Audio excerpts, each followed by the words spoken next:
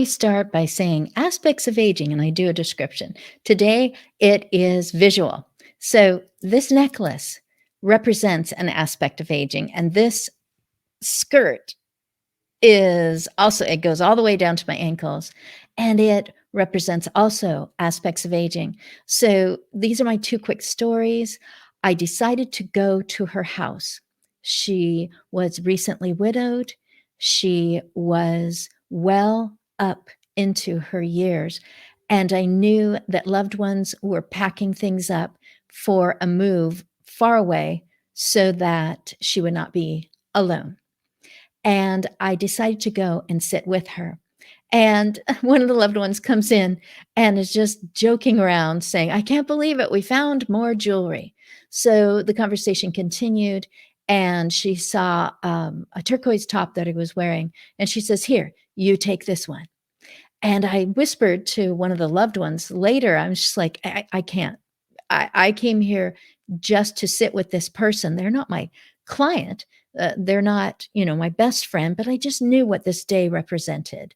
And they said, "Oh my goodness, we're still going through boxes and drawers. So please, please take that. Just know it's not junk. She gave you good stuff." That was an aspect of aging. What I perceived, what I wanted to make sure that I wasn't doing elder exploitation, that I was taking advantage of someone who was in a moment of grief. Also, that loss is part of it, and losing control over being able to stay in that home where, in some situations, you think that one spouse is going to go first, and then the other one just a nosedive and it's over. So decisions had to be made as far as being there for them.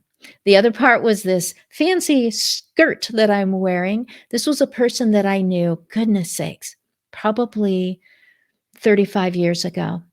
And this person was retired at the time, retired from um, what was the company at that moment, and said, "I love to wear these long skirts when my husband and I go into these homes, facilities, aging communities, to just sing the old songs with these people." And of course, she's speaking as a person that's the age I am now.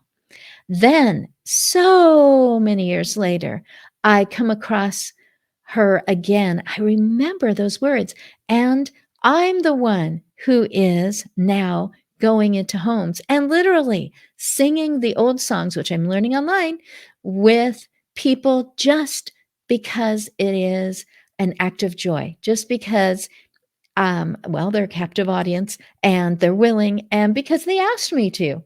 So I went out purposefully and bought the long, bright skirt because I remembered a person 30 some years back saying that an aspect of aging is diminished sight, or because maybe the spine is more bent, maybe because the person is down lower because of being in a wheelchair. Just seeing that fabric swishing by as this person walked around in and out, you know, touched a shoulder, asked a question into a microphone, and said, "Some of these people, I almost never see their face or their eyes because they are really positioned now downward, but they can see that fabric going by.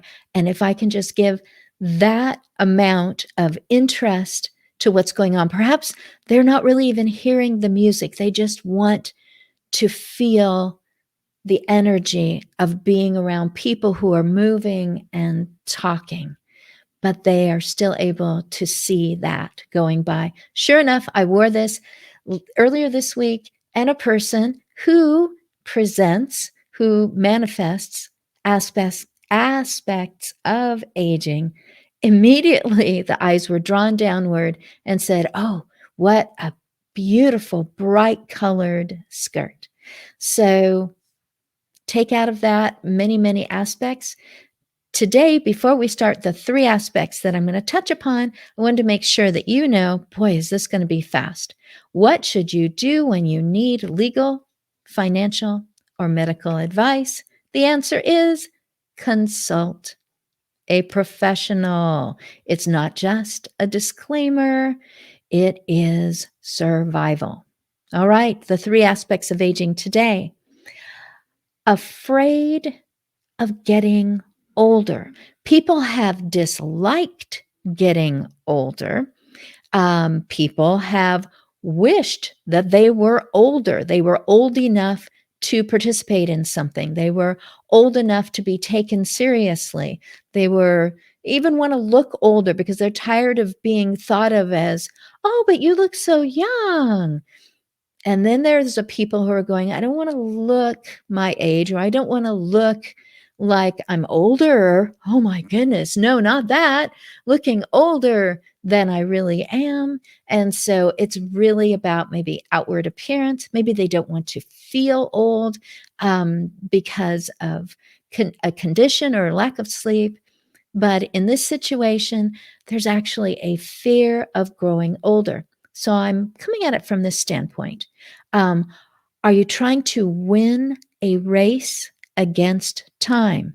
Oh my goodness, my clock is ticking. How many things do I want to accomplish? Or what are all the things that are important to me and to my loved ones that I want to make sure I take care of because I am coming to the finish line? Also, a fear of growing older because it seems like things are measured in loss. You're measuring your life in what you're trying not to lose, what you're about to lose, what you assume you'll lose because people in your ancestry lost that ability. So that is my quick little jump into being afraid of aging. And I would like to encourage you to be clever, be innovative. Don't just be the wise person with gray hair. Do something that should have been done at your age and plan to do that again in 5 or 10 years, something else that's new and different and that should have been done. Well, no one else seems to be doing it. Hey, I'm old enough, I will. The next aspect of aging is the great incontinental divide. So imagine water trickling, it comes down the mountains in the United States, and it's all trickling basically toward the east, or it's all pretty much going west, zigzagging back and forth. Well, that's the great continental divide. Yeah, this is the continental divide. And it does have to do with trickling and liquid. And of course, it's incontinence, but not just that, it's also bowel difficulties. And in my situation with aspects of aging, it's about how you're feeling about incontinence or difficulty with the intestines, with elimination. I even call it the congratulations, you've made it to the elimination round. So the difference here, as far as feelings go, again, of course, there's the embarrassment and there's the, why isn't my body cooperating with me anymore? And discomfort and maybe physical pain. And then what is it doing to the people around you? And oh my goodness, I did not mean for that to happen. So I want you to separate that right now. A small child is in training. Their brain and their body is being trained to make sure that they take care of that in good timing or that they stay dry all night. In your situation, it isn't a brain telling the body what to do. It is the body that's it's kind of rebelling against the brain. It's the body, it's the villi inside of your intestines that are causing irritation. It is muscle weakness. It is perhaps medications that are making you sleep too much or too hard, too deeply. And it could be medications that are causing it to be difficult to understand urges. So separate that from someone who's in training to someone who is now dealing with yet another medical, physiological situation and all the different ways that you want to deal with that because of your feelings. Is it more important to you to keep your dignity and remain at home when things are difficult? Is it more important to you to make sure you get out there and be with people, even if it means packing extra of things to change so that your time won't be as interrupted? Maybe a combination of both. So, what is important to how you feel about this? And it isn't childish, it is an adult dealing with a medical physiological situation. All righty, the last one is loneliness and isolation. So I talked about the feeling of being afraid about getting older. And then I talked about, well, incontinence. It's a medical, it's a fact. It can be described scientifically why this is changing for you. So loneliness, I think we all agree that that's a feeling, but isolation, is that what we do to ourselves? Is that what we are? We simply exist in isolation, maybe having to do with aspects of aging. Or is it what we feel? Do we feel isolated as if someone's doing it to us on purpose? So, one, we do it to ourselves. One is it just exists because of circumstances. And the other is that someone else is doing it to us. They're just ghosting us. They're just leaving us alone. So, you know that 2-year thing that started in, about March 2020. That is when people of every age experiencing any kind of aspects of aging, if they were aware at all, they felt an isolation. They were forced into isolation. They isolated themselves. They experienced all three at any age. I kept saying, as a caregiver, because I had my piece of paper and I was driving to work, even in the most locked down moments, I was on the road, me and 2 other cars. So I kept saying, wow, the whole world knows how you feel. I would say that to my clients. They know how you feel. They have become isolated. It's about medical things, it's about fear, it's about um, making sure that you do right by those people around you. So many different ways that people were feeling lonely. I think of a person, I won't name her. She's in my region. She does amazing things for other caregivers. She is a caregiver herself. And when she first became a caregiver, I mean, it came out of nowhere. She was working for a corporation and wham, there was a huge medical thing, and a parent needed 24/7 now. During that first year, the caregiving person, this corporate person who was so used to being around everyone else, was now fighting for the life of their loved one and neglecting themselves. And so, like many people during this 2-year thing that started in 2020, um, it, it has been very open on social media about gaining an amazing amount of weight, hardly giving herself an opportunity to do something for herself. It was all about just the next decision, the next procedure that needed to be done. The hours at night, day and night, got all messed up. This person describes how they took one tiny step toward de-isolating themselves. Part of it was feeling, I do not have to be there, even though it feels like this person will die if I'm not there every moment. I do not have to. So I will take an extra few minutes and do anything. Sit in the car and look at something different. Do a drive-through or even walk into a place. Rather than the drive-through, maybe it will take a few minutes longer.